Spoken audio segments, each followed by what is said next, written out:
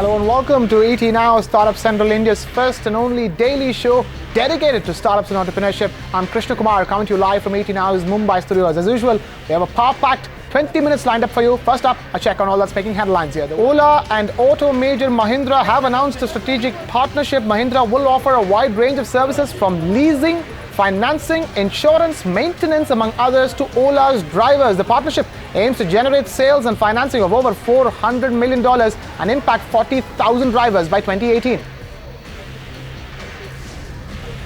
Mangalam Birla's daughter Ananya Birla launches her second venture. The 22-year-old entrepreneur is kickstarting a luxury e-commerce portal, Curocarte. This even as a first venture. Swatantra Microfinance is breaking even. Kunal Shah, the man who scripted one of the biggest M&A deals in Indian consumer internet space by selling FreeCharge to Snapdeal, was awarded the Comeback Kid of the Year at the ET Startup Awards. A special conversation coming up. Another big winner at the ET Startup Awards was Mina Ganesh of Portia Medical, who bagged the top honors for the Women Ahead category. A chat coming up with her as well.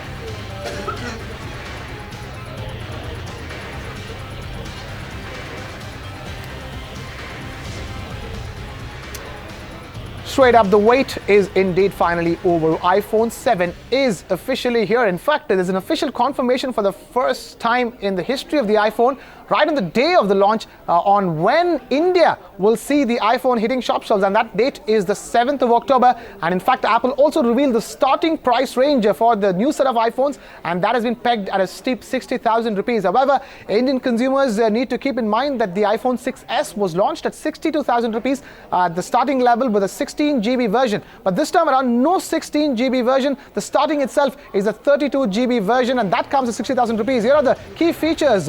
Of course, water and dust resistant iPhones, the first time ever that has happened. Redesigned home button with the taptic touch, which is interesting to see how it will play out in the hands of the consumers. Stereo speakers for the first time in iPhone 7. These speakers will blow your mind. That's what Apple believes. So stereo speakers for the first time.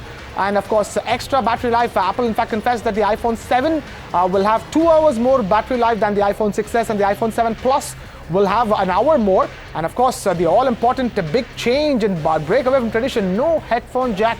Now, your Apple users, iPhone users, will have to plug in their headphones inside the Lightning charging port as well. And of course, the big improvements came in the form of the camera, which iPhone 7 will possess a camera with optical image stabilization for even better photos than the iPhone 6s. And of course, the jet black, shiny, glossy jet black variant, the visuals on your screens as well, has also been added as well. Apart from the iPhone 7, iPhone 7 Plus will have a 12 megapixel dual camera. One is a telephoto lens and another is a wide angle lens for those exquisite pictures, the kind of pictures that DSLRs can take now. You can take those with your phone itself.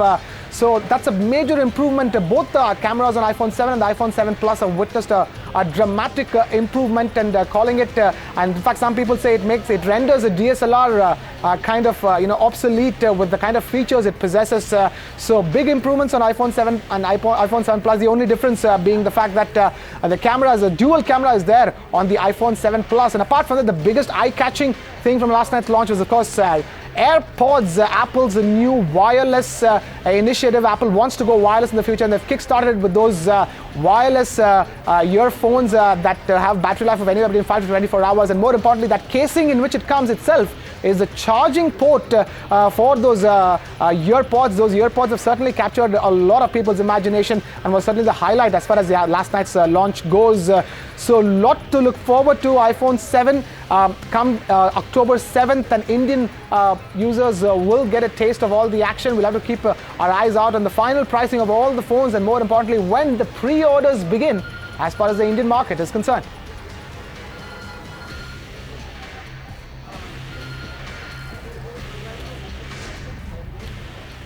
Away from that and on to the other big story that we're tracking over here. Ola and auto major Mahindra have announced a strategic partnership. Mahindra will now offer a wide range of services from leasing, financing, insurance, maintenance, among others, to Ola drivers. And the partnership aims to generate sales and financing of over $400 million. We do have Utkarsh Chaturvedi joining us with more details on that front. Utkarsh, tell us, this is a seminal moment as far as both the auto industry and the startup industry is concerned.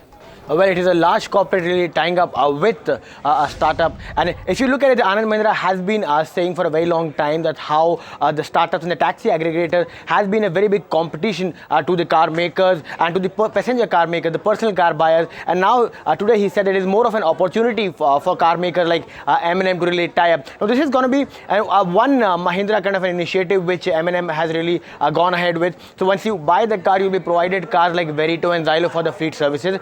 Secondly, the Mahindra Finance will be really helping Ola drivers to get cars at a cheaper rates. Then the insurance will be helped by the subsidiary insurance subsidiary of Mahindra and Mahindra. And in the end, not only this, when we go ahead, we'll see that a lot of sales and after-sales service will be taken care by the Mahindra first. So clearly, it's a one umbrella of Mahindra where once you come in and once you go out, you'll get all the services. Well, Tata Motors also has the same kind of tie-up with Uber. So we really have to see what is the major differences which M&M will do. But when we spoke to Bhavesh Agrawal, he was very optimistic about this, about the whole initiative, and believes that this kind of type will get in a lot of new drivers in. So we have to see what kind of numbers are they able to churn out with this. It's a win-win deal for both Ola as well as M&M, who has not been able to sell the Verito and Xylo till this point of time on the taxi aggregator business.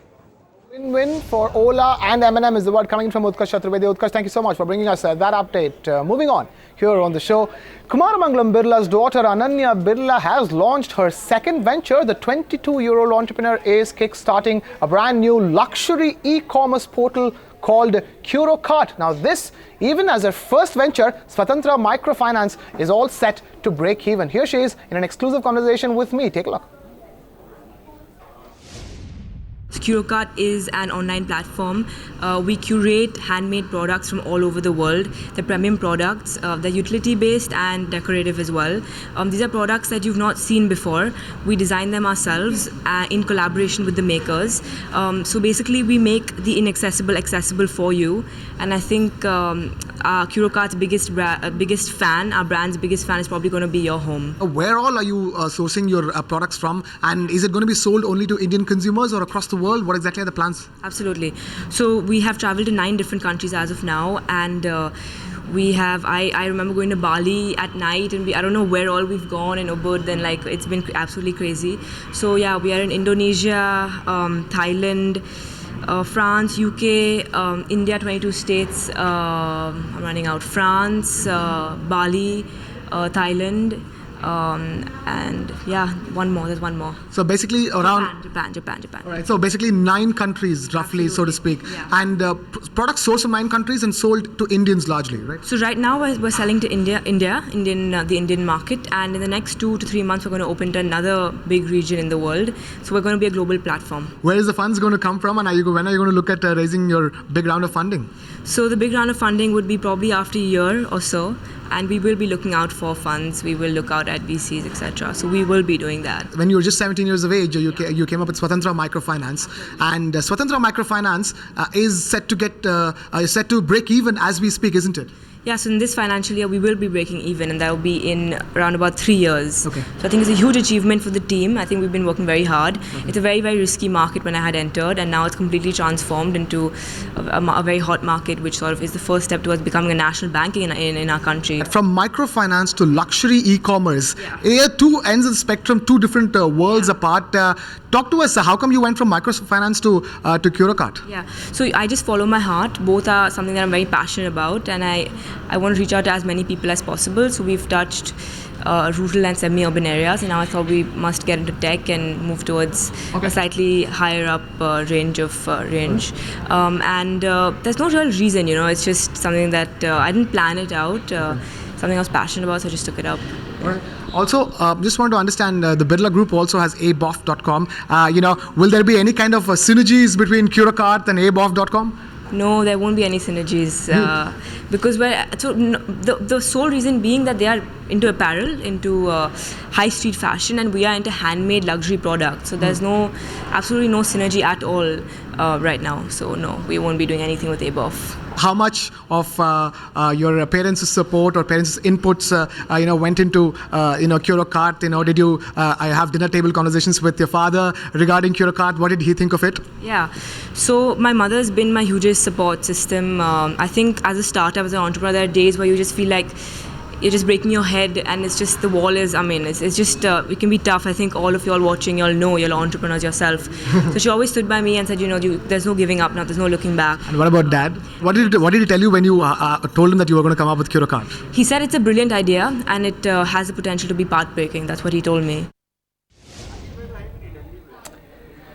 Away from that and on to the ET Startup Awards, where we have winners lined up on the show for you today. We have first up Kunal Shah, the man who scripted one of the biggest M&A deals in Indian consumer internet space by selling FreeCharge to Snapdeal, who was indeed awarded the Comeback Kid of the Year award. Where we have Rahul Dayama, who caught up with him on his future of payments and what exactly is keeping him busy these days. Listen in.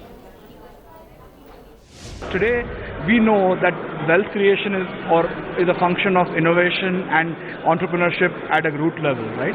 Today, the government needs to realize that today in our world, we have these amazing talent that is working in these companies.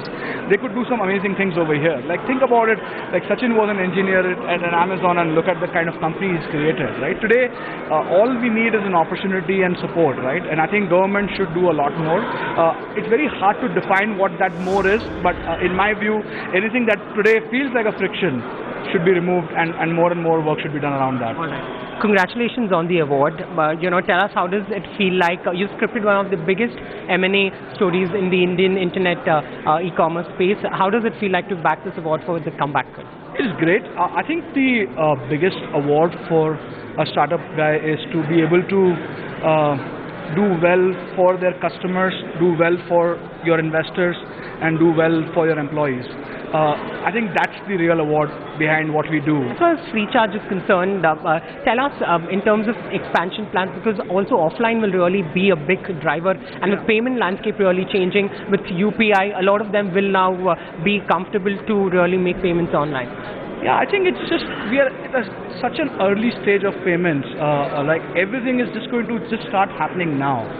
We have to realize one thing, that today when consumers have smartphones and 100 million plus consumers are using WhatsApp for doing daily conversations, sending pictures, transactions are already moving through digital world, right?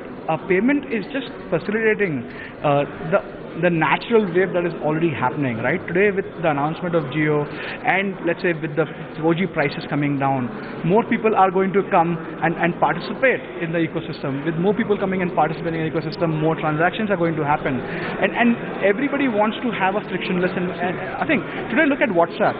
The amount of friction that it has removed on sharing pictures or videos or communicating, right? Payments needs that kind of seamless environment with the trust. You're also very active angel investor, very actively involved in the ecosystem there. So while you place your bets on these companies, what is it that really excites you? We are all startup entrepreneurs kind of addicted to this, and the only way to kind of stay attached to this thing is to kind of keep investing in the younger founders. For me, the itch is to learn, right?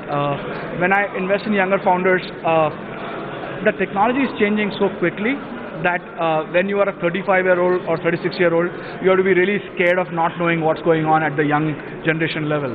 Lastly, UPI went live a few days back. A lot of them are talking about the impact that this would have on already existing wallets. So as far as FreeCharge is concerned, it's already a crowded space. So with UPI coming into place, would the wallets really suffer because banks, or would it really help to get a lot of digital payments? Think one thing, today only less than 1% of transactions are happening digitally, right? I cannot understand why one solution will impact another when 99% of the market is using non-digital methods. I think every solution is trying to solve the problem of cash. The country cannot move forward if you don't solve the cash problem, and none of them are threat to each other, because all of us put together are not even 1%.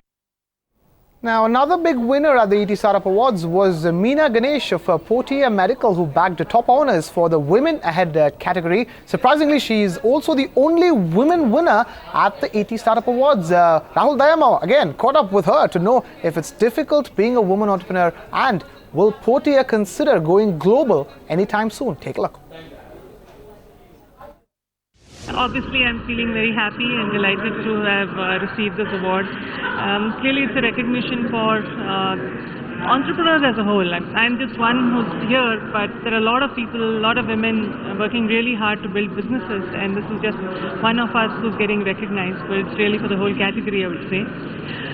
But more importantly, the work that we're doing in Portia, that getting recognized feels very gratifying. We are working really hard to make sure that the elderly and the chronic truly get taken care of in their sunset years, and they can remain healthy, they can remain live with dignity. That is something that we are very keen to do. This is clearly an award for the entire Portia team, so I dedicate it to our 4,000 members. Is it difficult for women entrepreneurs to be raising funds? We've had various surveys there. So, for women entrepreneurs really watching the show, what is the 2 or 3 things that you want to tell them that you can go out there and build businesses and also get funded? See, I think first and foremost, you need to be clear that this is something that you absolutely want to do. If you're passionate, you're clear about it, then stop thinking of yourself as a woman entrepreneur. Think of yourself first as an entrepreneur. What is it that you want to build? Your passion and your conviction has to come through to everybody that you pitch. That said, it's obviously not necessarily a level playing field. People do wonder, are women there for the long term? Are they going to be distracted by other things that happen around their lives? You should just take it on head on and make it very clear that this is something which is critical for you. All right. Coming to Portia Medical, just 2 questions. In terms of, for us to really understand the growth that you're seeing in terms of the site visits that you see and the requests that come in, what's the traction like? Well, we've grown immensely over the last 2.5 years that we've been in action. We now do more than 100,000 home visits a month. And we've got, like I said, 4,000 people across all parts of the country. So we've grown a lot, and the depth of demand that we see for the services is immense. All our partners are hospitals and pharmacos, etc. They think this is something that really adds value to them. So it's something that the ecosystem was missing, not just the end users, but the various other people in the healthcare ecosystem needed a service like this, so it's great. Going forward, what would really be the focus area for Portia? Also, in terms of expansion plans, in international markets also will be a lucrative option. Sure. Of course. We believe that India itself has a lot of depth that we've not yet really plumbed. I think we need to build something very strong which looks at various chronic diseases that are out there in the country that need to be addressed. And with that, it's time now to get a check on the number of the day. It's time now for some number crunching. And the number we're crunching today is 10,000. 10,000. That's the number of jobs that Snapdeal will create due to the surge in Diwali shopping. 10,000 jobs will get created just due to all the demand that's going to come Snapdeal's way this Diwali 2016. So that's one good piece of number crunching, and I'm very glad about it. 10,000 jobs being created by Snapdeal alone. Keep in mind, and it's not just Snapdeal, every other e-commerce player is going to up the ante from here on up until Diwali and for the rest of the festive season, and of course regular retailers as well. You put all of that together, and eventually we'll get you a number as well later, a few days later, a few months later, on the total number of jobs that are being created thanks to Diwali in India.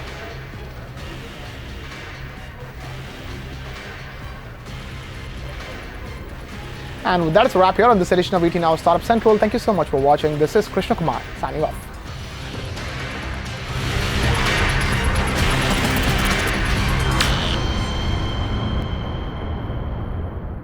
Find us on Facebook at facebook.com/ETNow and don't forget to click the like button. You can also follow us on Twitter at ETNowLive. To stay updated with all our programming, hit the subscribe button on our YouTube channel by logging on to youtube.com/user/ETNow.